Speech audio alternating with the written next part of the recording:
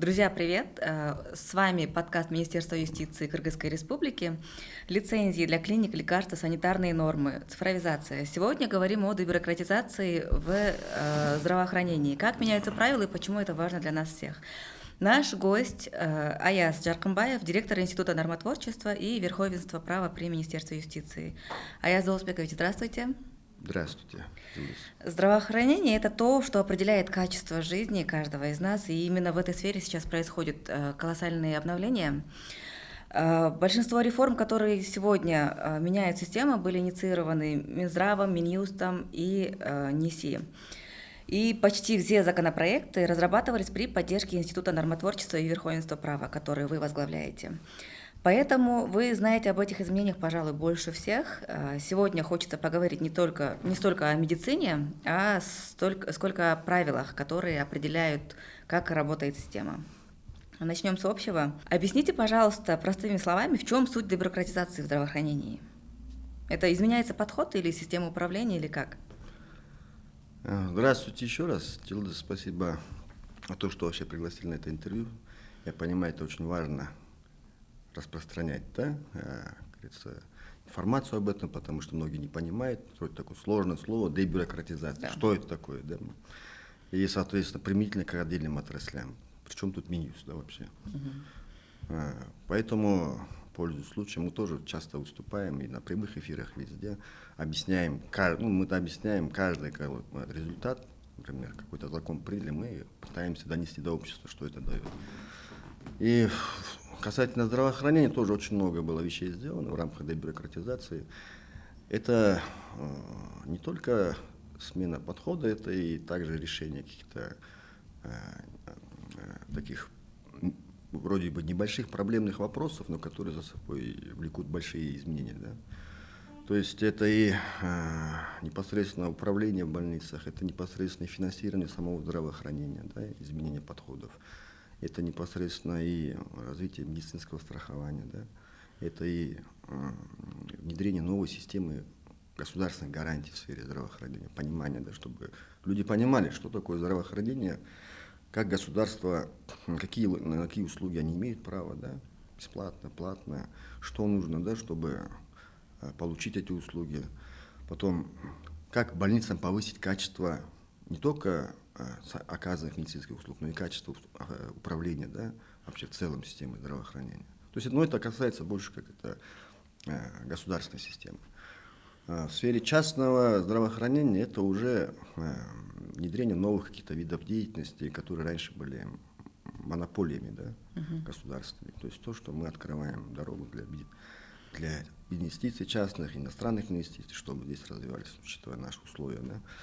То есть это такой комплексный подход. Я думаю, в рамках дебюрократизации мы запустили такой, наверное, впервые, да, в истории, да, именно такой комплексный подход по реформированию самой системы здравоохранения. То есть Минздрав сам тоже это признает, что впервые это идет такая реформа, которая охватывает сразу все аспекты здравоохранения, да, именно с точки зрения государственного управления. И вот если мы берем, например, с точки зрения там, частной медицины, да, то, например, демонополизация, да, аутсорсинг, частный сектор, там, например, онкология то же самое. Да. То есть вроде бы одна услуга, потому что там в рамках медицинской деятельности там порядка там, 50 или каких-то до 100 видов деятельности, которые лицензируются. И это вроде бы только один вид деятельности, который мы даем на аутсорсинг, да, вроде так небольшая это как бы работа бы, вроде бы, да, но проблема стоит за ней большая. Да. То есть я еще раз хочу подчеркнуть, чтобы все понимали, что за каждым принимаемым решением стоит определенная проблема, жизненная ситуация, да, которая касается всех. И чтобы все понимали, что любой принятый закон, любое принятое решение, оно должно иметь какой-то эффект на какую-то деятельность, оно должно повлиять на жизнь людей, на, как говорится, экономику и так далее. Вот в частности, онкология, да, вроде бы один небольшой аспект, который мы отдаем на аутсорсинг, но что за этим стоит? Ежегодно регистрируется почти 6 тысяч онкобольных. До этого, получается, онкология была государственная монополия, частные клиники не могли заниматься лечением. Мгм. Они могли заниматься диагностикой, реабилитацией. Ну, даже не реабилитацией, а абилитацией. Да? Реабилитации тоже не было как такой, как лицензирование этой деятельности. И, соответственно, Национальный центр онкологии, его пропускная мощность это всего лишь 500 койко-мест. Всего у нас зарегистрированных больных по республике порядка 25 или 30 тысяч. Причем каждый год еще рост онкологических заболеваний идет. Соответственно, существующий койко-фонд он не позволяет, как говорится, обеспечить помощью, доступной помощью всех больных. Поэтому и из-за этого очень много проблем на практике, да, у людей, да, то есть и с диагностикой, и с очередью на госпитализацию, и поэтому многие вынуждены тратить огромные средства на лечение в частных клиниках, которые не имеют права, да, там, заниматься деятельностью официально, да, там, или же... Такое практиковалось? Ну да, по сути это так и практиковалось, да, то есть по сути как бы вокруг этих было очень много больниц, они таким или иным образом, там, как диагностика, знаете, что-то еще, они каким-то образом в этом участвовали. То есть это было фактически неформально, да? И поэтому это была непрозрачная система. И многие... Коррупционные риски появляются? Ну и коррупционные риски, и сама система предоставления услуг сама непрозрачная, да, непонятная, да? Кто действительно оказывает услугу, да? И многие люди еще, проблема же была в чем, что уезжали за границу. То есть очень, это с одной стороны, это и большие расходы, социальная проблема, да, то есть это же тоже не все же имеют средства. То есть и в долги влазят, и недвижимость продают, чтобы отправить за границу. И поэтому введение лицензирования, то есть аутсорсинг именно онкологической деятельности, он позволит, мы считаем, позволит увеличить возможности государства, да, и частного сектора именно в охвате доступной медицинской онкологической помощи у всех больных. Да. Допустим, сейчас уже 2 лицензии выданы, да, двум клиникам, уже там 200 койко-мест. Уже за раз мы уже увеличили в 1,5 раза пропускную способность системы онкологической больницы. Да. А как вы думаете, наши врачи, наши клиники готовы лечить? Ну, качество имеется в виду. Как обеспечено будет качество лечения? Ну, это же вопрос лицензионного контроля же. При выдаче лицензии есть определенные требования, которым они должны соответствовать. То есть это и требования к помещениям, требования к оборудованию, требования к специалистам. То есть если они эти требования соответствуют, соответственно, они в принципе так и делают, они в принципе и лечат, они знают. У нас не надо недооценивать нашу медицину, да, наших врачей, да, там есть очень много системных проблем, да, очень много есть вопросов, но по сути наши врачи к нам тоже очень много приезжают из-за границы лечиться, то есть учитывая не только дешевизну, но и сам опыт, да, потенциал наших врачей. Поэтому надо просто развивать эту систему, да, то есть когда я могу открыто, легально лечить, допустим, да, эти вещи, то я беру лицензию, то я могу и привлекать средства на это, то есть уже те же иностранные инвесторы, которые хотели зайти на рынок, да, но не могли, потому что не было регулирования, они сейчас легче будет заходить. То есть почему нет? Это у нас условия природы, да, там, например, да, для реабилитации, для вот этих всех вещей, чтобы последующая реабилитация. Все позволяет. Да. Открыть несколько таких многопрофильных, там, многофункциональных больниц, да. У государства же денег на это нету, но, с одной стороны денег нету, но с другой стороны поддерживать это тоже надо же. Поэтому сейчас 2 больницы уже дали увеличение, прирост 50%, да, пропускной способности. А сейчас, если еще иностранные инвесторы зайдут с хорошими, как говорится, деньгами, с оборудованием, с технологиями и так далее, мы уже будем медицинским туризмом заниматься. То есть это еще и, мы считали, там сколько миллиардов сомов вывозится из Кыргызстана, то есть мы говорим, что они выезжают за пределы, там оставляют эти деньги. Это там миллиарды сомов, да, уходят в экономику других стран. То есть если мы здесь открываем эти вещи, да, возможности, то есть будем охватывать и своих больных, и еще останется и для иностранных, то есть вот эти все деньги будут оставаться здесь, в стране. Да, это большой социальный аспект. Вот, например, это вторая услуга, это реабилитация, которую мы ввели лицензирование, да, предложили тоже аутсорсить. Ее вообще не было, как лицензирование вида деятельности, да. И у нас, а для реабилитации у нас же идеальные условия же. И Сыкуль тот тоже самый, там можно просто в горах строить эти реабилитационные клиники, и все. А наши инвесторы приходят, говорят, ну, нету регулирования, как мы будем это делать? как какой-то медицинский центр, который делает там какие-то инъекции, процедуры, медицинские услуги. Мы хотим нормально. То есть сейчас, я думаю, уже скоро пойдут и реабилитационные клиники, то есть такого серьезного уровня. Уже оттуда будут приезжать после операции пациенты, которые будут восстанавливаться. Хорошо, онкология, хорошо. А есть ли уже на будущее идеи или какие-то медицинские направления, которые тоже могут в таком же порядке лечить, может быть? Это сейчас мы дали ход, да, тем наболевшим, да, проблемам, потому что действительно наболевшие проблемы. А онкология, она действительно вызывает большой социальный напряжение, потому что там вовлекаются же не только сами онкобольные, но и их семьи. Это большой это мультипликативный эффект имеет, да, Да. на всех. И в целом имеет и эффект в целом на экономику тоже, да. Это вымывание средств, это лишение там Нет, другие активного медицинские трудоспособности. направления имеется в виду. Есть ли какие-то другие медицинские направления, кроме онкологии, которые тоже в будущем можно Сейчас, будет в принципе, также... других нет уже направлений, которые были монополизированы. Там, по-моему, несколько, еще осталось несколько видов, я уже не помню, сейчас можно посмотреть, какие сейчас еще до сих пор не подлежат оказанию частными, да? Ну, там, в принципе, надо посмотреть. По-моему, это уже чисто больше такой уже, где государственная функция нужна. Но вот эти вещи, они почему-то в свое время, они все время были в монополии государства. То есть, я и говорю, что если смотреть на дебюрократизацию здравоохранения, то есть вот это вот такие небольшие вроде бы вещи, да, но они влияют в целом на систему, они показывают всю систему в целом, да. Потом дебюрократизация, вот то, что я говорю, например, это уже то, что работает, да.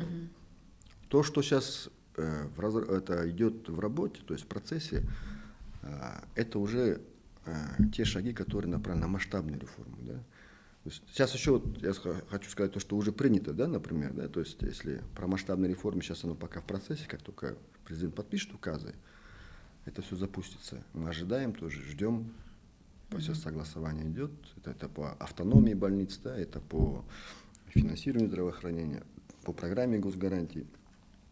Вот сейчас что уже принято, например, автоматическая регистрация лекарственных препаратов.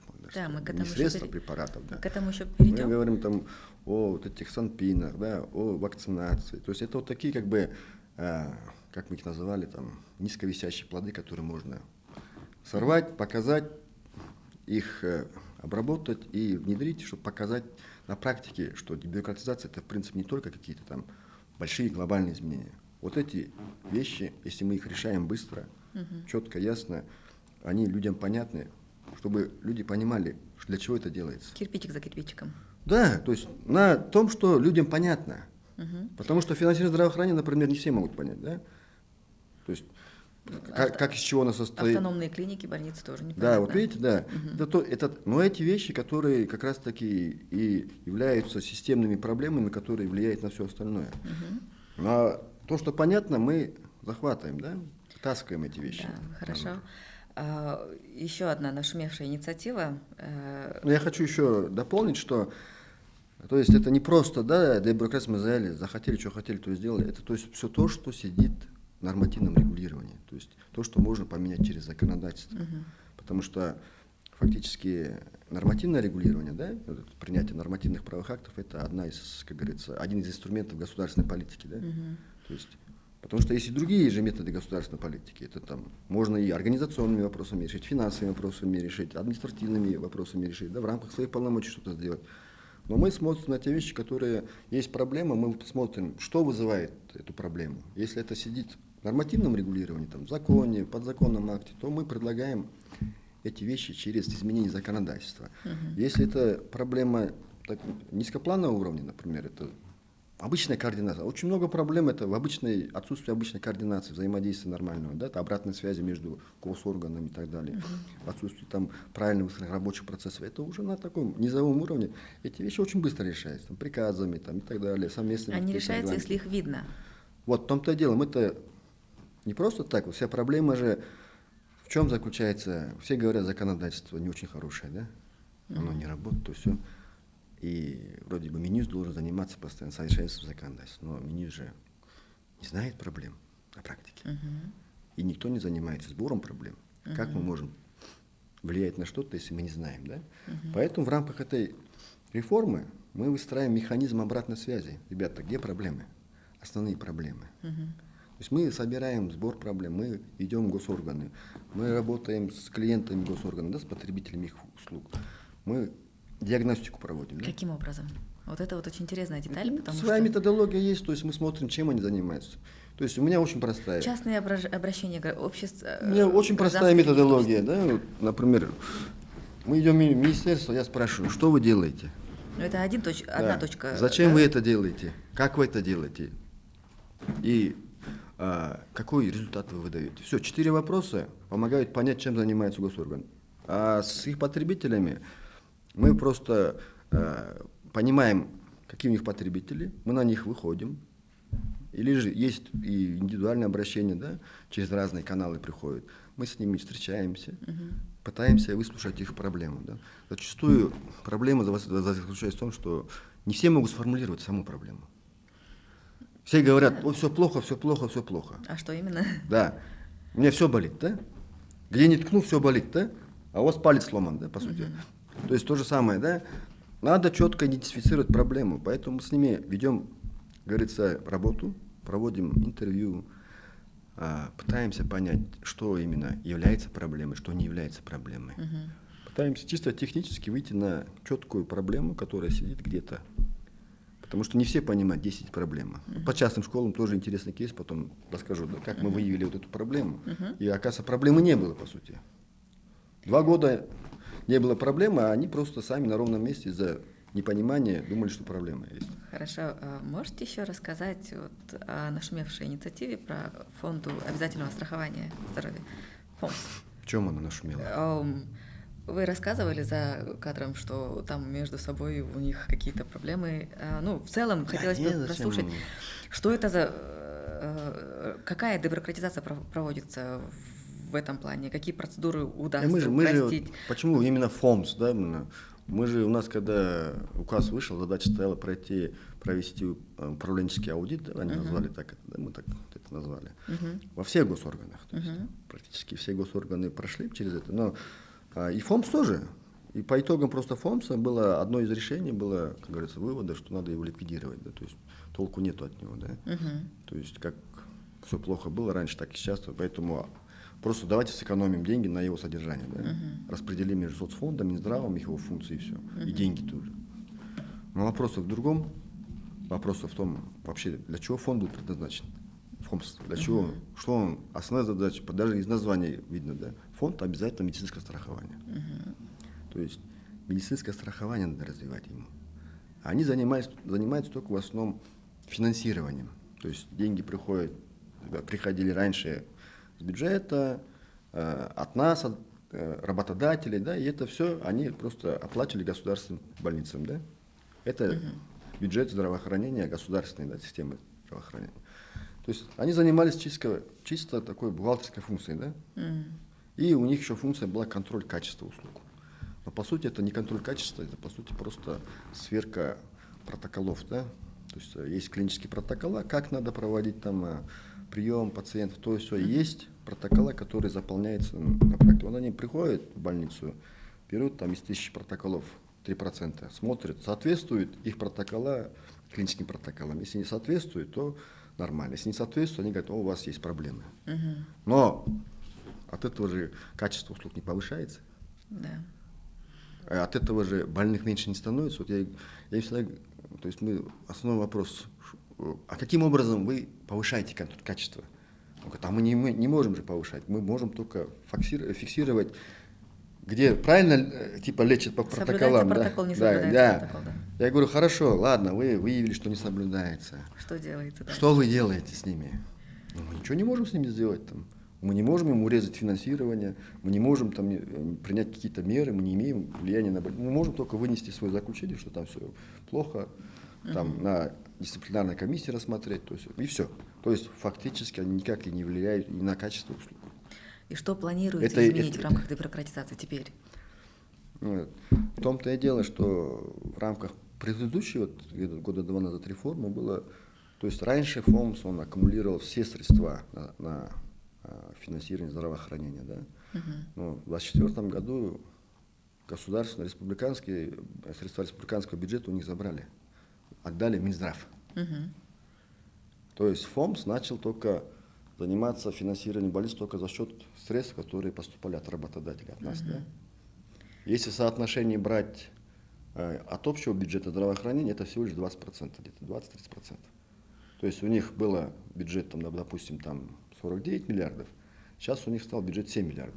То есть, если я правильно понимаю, Минздрав распределяет собственные средства по больницам? Не собственные средства, это средства здравоохранения, системы здравоохранения. Система здравоохранения, да. да. То есть они были раньше 80% всех расходов больниц оплачивает бюджет. То есть мы это и говорим, ребята, ну это же неправильно же, то есть каждым годом, сколько туда не вкладывай, все равно бюджет будет нагрузка идти еще больше, да, еще вы отдали туда, да.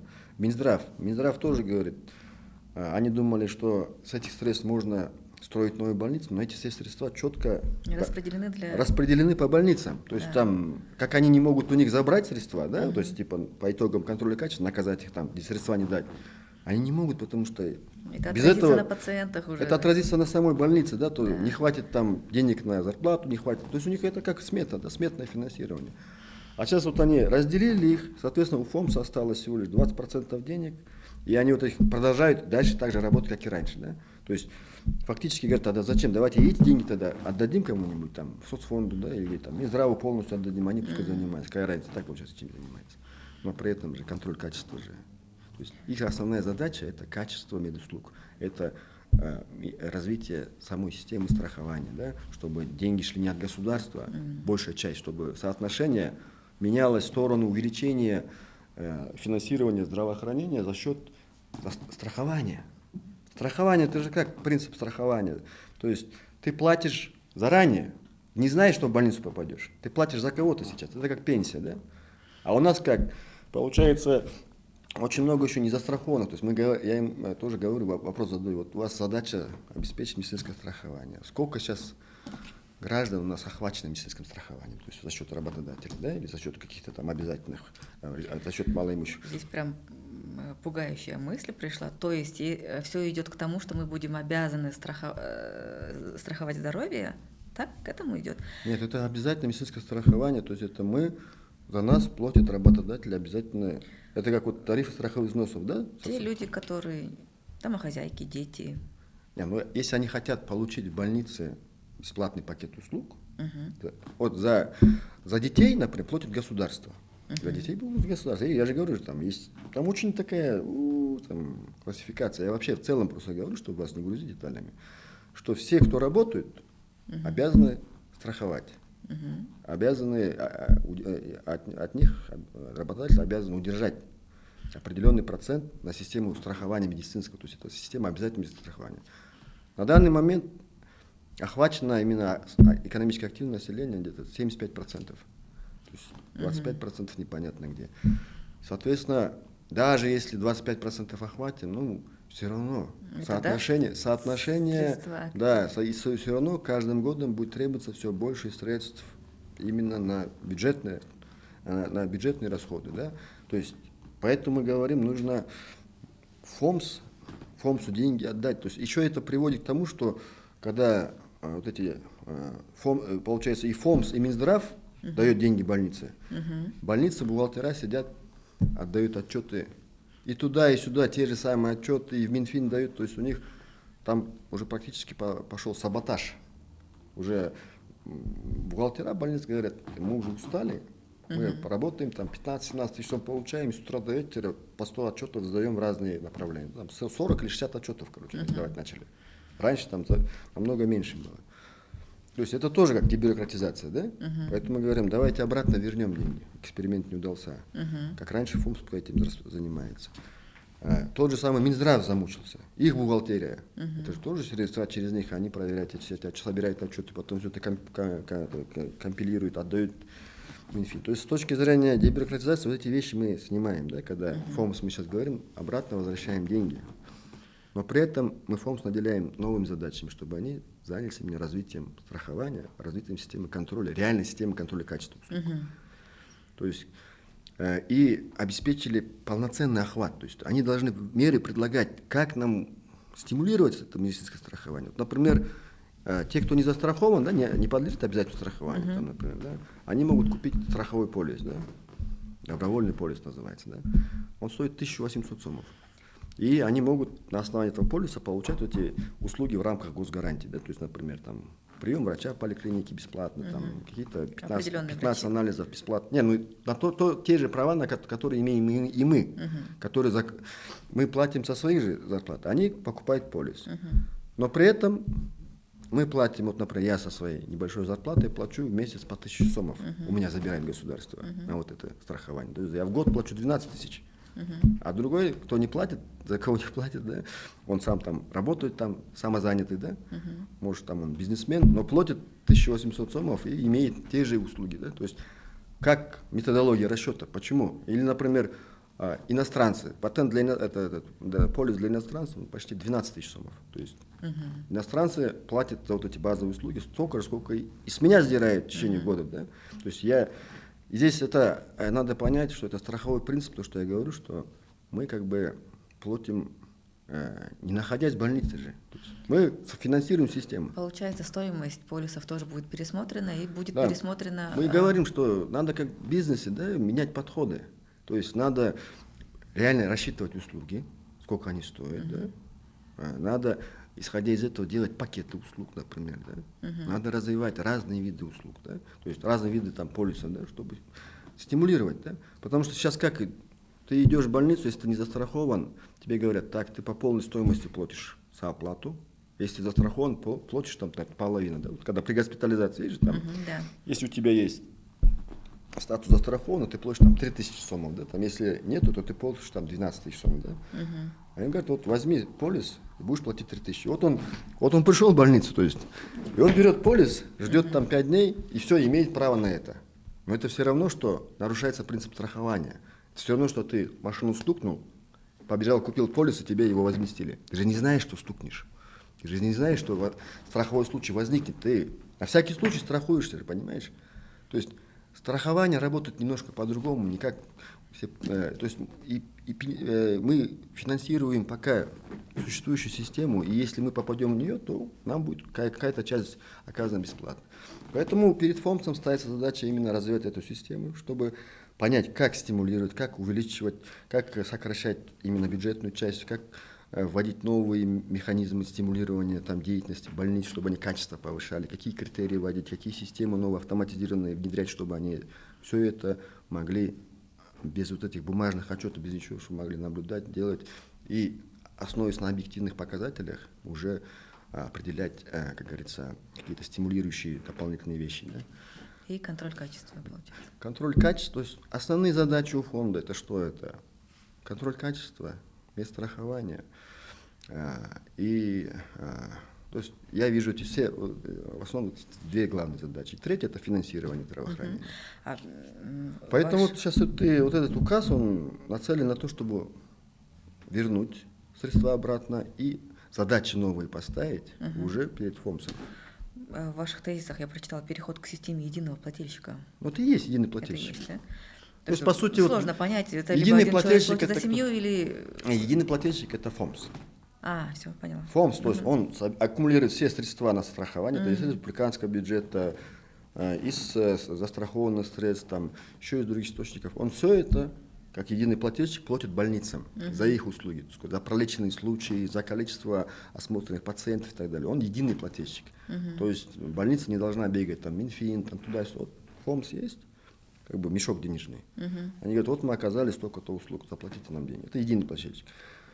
В прошлом году, в 2024 году, эту систему раздробили. То есть два плательщика стало. Минздрав и ФОМС. Да, то есть в рамках эксперимента, но чуть не получилось, мы говорим, обратно давайте. И не будем нарушать закон о едином плательщике. Это все вернем. То есть как и будет, единый плательщик. К нему единые требования. Все понимают, что с одного источника деньги берут, в один источник задают отчеты. Да? И он задает параметры, да? Он задает требования.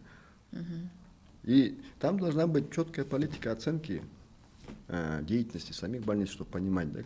Потому что там же многие моменты непонятны, да?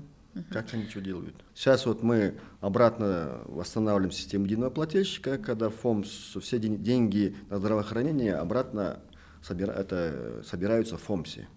ФОМС становится единым плательщиком. Это сокращает, получается, время, в смысле сокращает количество отчетов, которые сдают государственные больницы, да, и там всех уровней с первого по третичный, и сокращает объем работы для бухгалтерии, для Министерства здравоохранения по обработке этих, и для Министерства финансов. То есть мы упрощаем, дебюрократизируем этот процесс. И, соответственно, мы ставим новую задачу перед ФОМСом, это стимулирование медицинского страхования, это уже внедрение новых подходов в контроле качества услуг, чтобы действительно контроль качества услуг был результативный, чтобы по итогам контроля качества качество услуг повышалось. То есть это не просто там соответствует, не соответствует, а реальное качество. Реальное качество. То есть это новые задачи, которые мы хотим, ну, не то, что новые задачи, они и были, мы хотим их как бы еще раз им оптимизировать, модернизировать, им бы как бы поставить, усилить. Да. Ну, оптимизировать, там цифровизация тогда, это в принципе уже текущий контроль качества, он уже не нужен, да, когда есть, например, есть электронное, как говорится, дело пациента, да, или как там дело, или как называется, электронная карта пациента, да, и там уже система сама оценит, правильно, неправильно. Односторонне, а если смотреть с точки зрения пациента, контроль качества — это все-таки получатель, вот бенефициар, это в том-то и дело, пациент. Я и говорю, что контроль качества должен быть ориентирован на потребителя, то есть какие услуги они получают, а не что делает это. То есть они должны менять подходы, они должны внедрять новые там системы оценки их деятельности, да? Это все предусмотрено в это все предусмотрено в инициативе, в проекте указа, но это, конечно, дается не так подробно. Это дается такими, как говорится, ключевыми вещами, да, там, четкими направлениями. Которые требуют уже работы от самого ФОМСа. Да, они потом требуют детализации, принятия, разработки, принятия соответствующих изменений законодательства, изменения подходов, и потом уже по итогам этого апробационного периода будет проводиться оценка, насколько все это сработало. Да? Да, спасибо за такой подробный рассказ, это было очень познавательно. Никто тебе так не расскажет. Нет, никто не расскажет. Перейдем к еще одной инициативе — санитарные нормы, которые были переданы Минздраву. Не переданы Минздраву. Здесь немножко надо уточнить. Санитарные нормы и правила — это тоже один из видов нормативных документов, не нормативно-правовых актов, нормативных документов, которые содержат обязательные требования, санитарно-гигиенические требования. То есть, что, например, здесь высота потолков должна быть там столько-то метров, да, столько-то там света должно быть, и так далее, и так далее. То есть это касается больниц, детсадов, это школ, всех касается, всех процессов, все, что есть. Это и это и бизнеса, и торговли, там, и производства, и детсадов, и школ. То, что мы передали Санпин, это вот видите, опять немножко неправильно говорится. Минздраву передано полномочия принимать их самостоятельно. Сейчас это было, что Кабинет министров принимает Санпины своим постановлением. Мы просто, как говорится, передали, как мы называем этот принцип дебюрократизации, трансфер ответственности регулятору. Да? То есть он сам уже еще, если простыми словами, трансфер ответственности. Передача ответственности самому госоргану. То есть он должен сам, это его сфера ответственности, он должен сам принимать там какие-то акты, которые он сам и вырабатывает. Поэтому мы говорим, давайте, проблема в этих санпинах в том, что их много, да, они еще старые, не пересмотренные, да, и чтобы их пересматривать и актуализировать, требуется большое время, если они принимаются правительством. Это весь процесс согласования. А один санпин, это вот такой том, например, да, там 100 страниц, и там чисто технические там, это требования, да, и смысл его там пропускать через всю систему, да. Минздрав, если понимает в этом больше, пускай он берет на себя ответственность за эти требования. Что получит гражданин от этого изменения? Вот санитарные нормы перешли Минздраву. Грубо быстрее будет приниматься изменения. Вот, например, вот смотрите, санитарные нормы и правила в оптово-розничной торговле, да? То, что мы поменяли. Когда еще они принимались постановления правительства. Сейчас еще пока закон не подписан президентом о передаче этих полномочий. В ближайшее время, я надеюсь, будет подписан, вступит в силу. Но на данный момент сейчас пока санитарные нормы правила они утверждены Кабмином, да. И вот нам, чтобы поменять вот эти нормы в сфере оптово-розничной торговли, да, потребовалось очень много усилий сделать. То есть этот запрос со стороны бизнеса шел несколько, я не знаю, десятилетиями шел. Да. Постоянно они поднимали вопрос. Уберите вот эти требования, что склад должен быть такой, склад должен быть вот такой, что у нас там должна быть вот такая вентиляция, что это зачем, говорят, в новых условиях, сейчас с учетом технологий это все проще. То есть они сказали, вот эти нормы уже устарели, не актуальны. Всё равно Уберите это их. звучит немного тревожно, потому что при этом, получается, и контроль ослабляется. Почему? Ну, Какой контроль? Упрощение. Смысл контролировать то, что уже не нужно. Либо надо избавиться от ненужных старых вещей, которые действительно портили. Процесс уже идет, получается, мы уже избавляемся от ненужных Конечно, санпинов.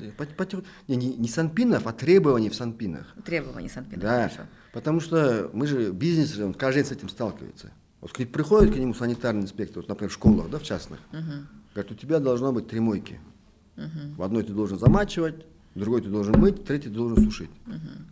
Он говорит, у меня посудомоечная машина, она все делает сразу. Нет, по санпину ты должен 3 мойки поставить. Были настолько детализированы. Нет, сейчас вот эти вещи, это уже второй этап изменения санпинов. Но я вам говорю, показываю на примере, как с чем они сталкиваются. Приходит, говорит, у вас, например, мы вам не даем разрешения на это заключение, потому что у вас дневной свет должен быть по левую сторону везде. Да. Сейчас, извините меня, вот вы сейчас свет поставили же. Дневной свет сейчас можно же поставить? Везде же можно дневной свет поставить, хоть где. Не обязательно, чтобы солнце туда било. А тем более сейчас вот понастроили небоскребов, там солнца нету нигде. А это требование до сих пор сидит. Они приходят, говорят, дневного света нету, все, нельзя. И таких требований очень много, с которыми сталкивается бизнес. И они, соответственно, из-за этого приходится им обходить другими путями.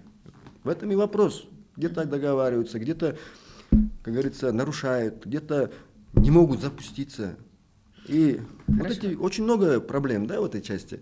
Минздрав теперь сам может принимать санпины, то есть это помогает ему быстрее их менять. То есть если есть какие-то требования, которые уже не актуальны, устарели, не соответствуют действительности, то есть он может быстрее их исправлять сам. То есть это, как говорится, уже повышается оперативность. То есть и дебюрократизация в чем? Что сокращается количество циклов, да, принятия решения. То есть уже верхний уровень отпадает. И Минздрав может это уже быстрее делать. И быстрее реагировать на вызовы. Это как и бизнеса, так и граждан, например, и так далее, так далее, так далее. А на какой стадии работа? Чего? По санпинам, на какой стадии сейчас? Уже по процессу? По вопросу передачи полномочий по принятию санпина, это закон. Это проект закона, закон, который принят Жоркинешем. Когда он принят был? Вот в сентябре, да? В сентябре он был принят. И, соответственно, сейчас он на подписанию президента. Как он подпишется, после официального публикования он вступит в силу, и Минздрав уже должен будет начать работу по принятию этих санпинов на своем уровне. То есть сейчас постановление правительства принято, надо будет уже это постановление на утрату давать, принимать санпины уже своими. И в рамках этого процесса уже надо посмотреть соответствие санпинов уже текущей ситуации. Да? И после этого подают работу. Но это, видите, это там прям такого эффекта, да, вот я же говорю, есть низковисящие плоды, да, которые можно сразу запустить, показать, оно сразу эффект даст. Тут как та же онкология, например, сразу 50% фонд койко-мест увеличился, да, сразу. Или, например, те же справки, да, оцифровали справки, да, сказали, все, не запрашивайте справки в бумажном формате. Все сразу почувствовали, не надо ходить. Да? Да. А вот эти вещи системные, их тяжело понять, не все понимают, но они работают на формирование уже основ. Да? Хорошо. Недавно Жоркинеш поддержал инициативу об упрощенной регистрации лекарственных средств. Мне кажется, вот многие слышали об этом, но мало кто понимает, о чем это, что это значит. Можете рассказать об этом? Посмотрите мое интервью на Латобльной, могу ссылки скинуть. Расскажите об этом подробнее, пожалуйста. Что такое это автоматическая регистрация? То есть закон принят тоже, так же, как и по Санпинам, он сейчас на подписи президента. Сейчас, получается, есть два вида регистрации лекарственных средств. Даже не лекарственных средств, а лекарственных препаратов, потому что, по сути, лекарственное средство это что? Это основное активное вещество. Да? Аспирин, он есть аспирин, да? Ацетилсалициловая кислота. Да, там. Но есть разные виды аспирина. Да? И, соответственно, по сути, регистрация, процесс регистрации – это процесс допуска на рынок поставщика своей продукции, да, например, аспирин там для детей, аспирин там с добавлением чего-то там, может быть, миллион разновидностей аспирина, да, которые каждый как продукт продает, да. У тебя поставщик придумал новый, тот же аспирин, просто его в новой упаковке сделал. Шипучку сделали. Шипучка, или просто форму поменял упаковки, да, там не картонная, например, а там не прямоугольная, а квадратная, и что-то еще, что-то я изменил, да. Я уже продукт поменял, я должен его зарегистрировать, чтобы продавать, иметь право продавать. Ну, зачастую, конечно, меняется состав, да? Ну и, соответственно, упаковка тоже, там, описание тоже. И вот, чтобы я мог продавать свой лекарственный препарат, я должен пройти через все виды испытаний, клинические и так далее, туда, и потом начать регистрацию препарата уже в соответствующем государственном органе. Они называются регуляторы, да, в сфере там, лекарств. У нас это департамент лекарственных обеспечений, да, в Америке это FDA, да, Federal Drug Agency, там, в Европе еще там и так далее, и так далее. Везде, короче, есть свои такого рода государственные организации, да, которые говорят, что да, мы даем доступ, регистрируем этот препарат и разрешаем продавать его у нас на рынке. Он соответствует всем нашим требованиям. То есть в рамках этой регистрации они смотрят, изучают и документы, они изучают производственные площадки, да, где производится этот препарат, они смотрят состав, клинические испытания проводят, лабораторные испытания проводят и так далее, так далее, так далее. То есть большая работа проводится, чтобы вообще разрешить этому препарату появиться на рынке. И это и называется, то есть регистрацией лекарственных средств у нас называется, по сути это регистрация лекарственного препарата, да, то есть что средство оно одно, да, само активное вещество, да, по сути. И я это называю как допуск, market authorization, да, допуск поставщика со своей продукцией на рынок. Соответственно, есть у нас сейчас, вот пока еще закон не принят, есть два вида регистрации. Это, то есть, обычная регистрация, когда препарат проходит весь цикл всех испытаний, всех обследований, экспертиз и так далее. То есть там и документы изучаются, и производственные площадки смотрятся, и лабораторные испытания проводятся, насколько препарат соответствует. И, соответственно, он длится от 6 месяцев до 2 лет.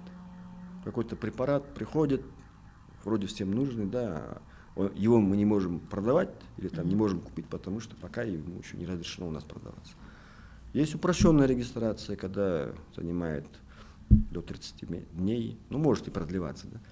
То есть это когда нет лабораторного испытания, а есть только экспертиза регистрационного досье, да. То есть я не знаю, что там экспертизу проводят, но то есть какая-то есть, да, то есть, экспертиза, то есть, может быть, на соответствие там, требованиям ВОЗ и так далее, так далее, так далее, проводится экспертиза. А мы предложили, что то есть, чтобы те препараты, которые уже, например, в Америке, там, в Великобритании, там, да, в Южной Корее, или в Японии, или там, в ЕС уже были зарегистрированы, да, что мы их просто автоматом признавали. То есть, Это логично. Автоматическое признание сертификата, да, например. Если в России сертификат выдали, мы здесь признаем, да, зачем нам еще раз сертифицировать продукцию. Да? Вот в этом и заключается. То есть сейчас тогда, если я хочу завести препарат, который я уже зарегистрировал в Америке, то есть FDA у меня есть, сертификат FDA, я сюда приезжаю и говорю, вот мое регистрационное досье на этот препарат полное, которое я зарегистрировал уже FDA, вот он сертификат, можете проверить. Можете созвониться там или каким образом. Ну, это сейчас уже механизм будет выстраиваться.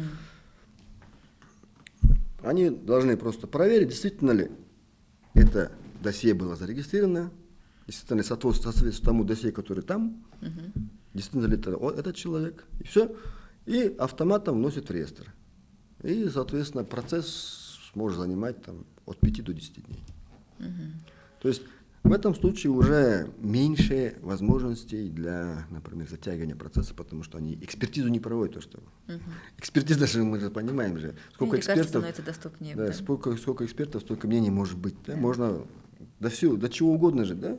Да. Как говорится, а здесь они, если все это уже там зарегистрировано, подтверждается, что там зарегистрировано, мы просто автоматом носим, да? Если там какие-то там Золгенсма, да, это лекарства, да, мы не можем, мы же должны его тоже зарегистрировать, допустим, да?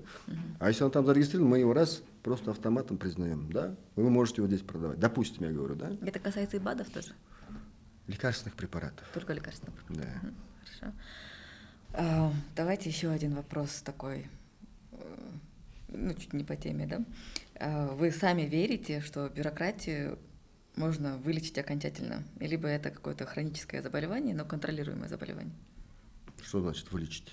Это что, Вылечить, это же не болезнь. устранить, Это же не устранить болезнь. в контексте сегодняшней темы, как бы. Нет, дебюрократизация – это когда слишком все забюрократизировано. Бюрократия – это, в принципе, полезная вещь. По сути, все понимают, бюрократия – это просто слово само не очень хорошее, да? Звучит бюрократия. Ассоциация, да? Бюрократия – это, по сути, формализация всех процессов, да? Но бывает так, что ее настолько усложняют. И бюрократия – это же тоже система, да? Взаимоотношений, да? Там система процессов и так далее. Ее настолько усложняет, что, то есть это по сути описание процесса, да? Оно должно быть четким, понятным, ясным, что на входе, что на выходе, да? И как это внутри все это работает, да? Кто работает, на основании чего работает. Это и есть, по сути, это бюрократия, когда ты описываешь, что ты делаешь конкретно. Например, рецепт на плов, да? Четко, конкретно. Нужно вот столько-то на вход ингредиентов, на выходе мы получаем вот такое, на столько-то человек, а посередине, то есть в процессе мы делаем вот это. Да? И вот это надо описать, потому что если не описать, то да, непонятно будет, да, кому что как. Каждый будет по традиции делать. Да, мы как-то вот так, да, сейчас кидает то, сейчас кидает, а других надо учить только через личный опыт. Да? А когда ты это описал, это уже как бы тоже, можно сказать, как бы бюрократия, формализация процесса. Да? А некоторые начинают добавлять новые процедуры. Для того, чтобы вот эти ингредиенты были, должны быть такие требования. Для того, чтобы купить эти ингредиенты, должны быть процедура закупок, которая еще вот такая усложненная. И потом вот этот путь от начала до конца, до результата иногда настолько сложный за счет вот этих вещей, которые люди придумывают, бюрократы придумывают, чтобы где-то, чтобы не проявлять инициативу, где-то, чтобы затянуть процесс, где-то, чтобы создать какие-то моменты для себя. Это чтобы не потерять работу, потому что если, например, сейчас цифровизация полная вступит в силу, очень многие могут и потерять работу, если они не строятся в систему, если не начнут работать с этой системой правильно. Да? Поэтому это тоже элемент сохранения системы, выживаемости системы. Да? Поэтому начинается куча вот этих моментов, да, бюрократизация. А мы смотрим, да, надо описывать процессы, надо формализовать процессы, надо их четко, жестко заформализовать, но чтобы они были оптимальными. Чтобы путь от проблемы до решения был минимальный, да? Значит, и гибкими. Максимально эффективным, да. Чтобы межведомственные, потому что есть рабочие процессы, которые затрагивают несколько ведомств, межведомственные процессы, они были четко согласованы. Чтобы не было зависимости, например, от воли там, одного из участников процесса, да? Потому что страдают люди. Мы вот на местный уровень тоже выезжали, Аким говорит: слушайте, говорит, задача дебюрократизации на местном уровне – это чтобы все вопросы решались в селе. Сейчас как, говорит, сейчас вопрос возникает, он не решает в селе. Идет в Айлюк-Мыту. В Айлюк-Мыту не решается, идет в Акимят. Акимят не решается, идет, опять, да? Акимят не решается, идет, говорит, в этот, как его, полномочный представитель. Там не решается, уже идет туда, в министерство. Там не, и вот так вот у нас не решаются вопросы на месте. Потому что четких механизмов нету. Очень много везде, вот, например, на уровне одной Айлюк-Мыту, а Айлюк-Мыту один, да, вокруг него там 40-50, говорит, территориальных, структурных, подведомственных подразделений, которые зачастую между собой не согласованы. Это и районные, это и областные, и так далее. Даже почта, говорит, то она там тоже душники устраивает. Да? То есть вот этот вопрос, как сделать так, чтобы все это там решалось на месте, не выходя никуда. Вот и есть задача настолько упростить все процедуры, да, чтобы они при этом не теряли, как говорится, безопасности, да, вот, не проигрывали там вопросам безопасности, наоборот, чтобы они были понятными, прозрачными для всех. Потому что вы приходите, например, вам говорят, вот в законе написано, а как дальше, где написано? Никто же не знает же. Никому не интересно, что в законе написано. Каждому интересно, как это получить. А чтобы это узнать, ты должен пойти к тому, к третьему, десятому, в конце концов, ты ничего не получаешь, да, иногда? То есть ты запутываешься в этих схемах. А когда у тебя четко алгоритм есть, если так, чтобы получить вот это, я должен пойти сюда, на входе дать вот эти вещи, потом это автоматом внутри она все решает, все, я там не задействован. Вот, например, сейчас вот по здравоохранению, да, вот такой хороший пример, это программа госгарантий, да. Все, никто же не понимает, что это такое. Нет. Это вообще же лес дремучий. Программа госгарантий, это по сути это гарантированная государственная медицинская помощь, да, то есть на что мы имеем право, да, бесплатно. Или там... Семейная медицина. Не только. Нет, там да. Просто виды услуг, да. Вот, например, я заболел гриппом, да, иду в поликлинику. На что я имею право бесплатно, а на что я должен платить, а где я полностью должен платить. Да? Например, прием врача бесплатно, назначение бесплатно, да, там, 15 видов анализа бесплатно, флюорография 50%, там, например, дополнительные виды исследований уже за свои деньги, лекарства какие-то бесплатно, а остальные за свои деньги. И в конце концов ты платишь, и ты не понимаешь, где бесплатно. Где? Ты все равно везде платишь. Я не знала, что у нас есть бесплатные лекарства. Есть, дают. Там есть в программе госгарантии, что там, если ты застрахован, то ты за вот это платишь половину, а если не застрахован, платишь полную стоимость. Да? А вот эти вещи полностью всем бесплатные, да? На первичном уровне. То есть опять такая каша, да? Ты не поймешь. А эти же услуги, да, этот же прием, он может быть как бесплатным, так и платным, так и базовым, так и сооплатным, и так далее, так далее. Короче, кошмар, да? Сейчас они новый подход делают, то есть они дают пакеты услуг базовых, которые бесплатны для всех при первичном обращении. Еще пакет услуг, которые для застрахованных лиц, частично бесплатные, да? И все остальное платное для всех. Это что значит? Пакет услуг, грипп, все бесплатно внутри. Понимаешь? Ты приходишь к врачу, и до конца, до получения выздоровления, все бесплатно внутри. Для всех. И так далее, и тому подобное. Да? Когда вот так вот говорится, тогда понятно. Я заболел гриппом, я, значит, бесплатно все получаю. Я заболел этим, бесплатно все получаю. Например, стентирование, да? Стентирование. Дорого же, да? Они говорят, это тоже будет бесплатно, как услуга, как пакет услуг. Но почему мы это делаем бесплатно? Потому что оно, вложенные доллары, экономит $17. Почему? Потому что ставим стенд, мы экономим на лекарства, которые мы им даем, мы экономим на будущей операции, которая будет, инфаркт будет, инсульт будет, так без стентирования, да? И так далее, и последующая реабилитация, и так далее. Очень много расходов возникнет потом. Зачем? Давайте сейчас стенд поставим. И человеку хорошо. В рамках бесплатно, зато мы не будем тратить на него государственные деньги при последующем лечении. То есть задача здравоохранения сделать, сместить акцент на профилактику в рамках имеющихся средств. Да? И поэтому, в общем, вкупе, когда мы говорим, надо понимать, да, что за каждой идеей, за каждым этим стоят реальные вещи. Да? Мы помогаем их оформить правильно, да? Помогаем выстроить системные подходы, да?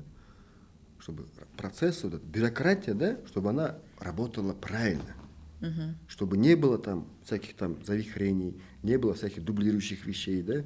Не было навязанных вещей, не было пересекающихся, противоречащих вещей, да? Чтобы был четко понятный, как говорится, алгоритм для всего. Это был подкаст Министерства юстиции. С вами были Аяз Доозбекович, Чажаркамбаев и я, Чилдыз Чороева. Смотрите наши подкасты на наших страницах Минджаст.kg.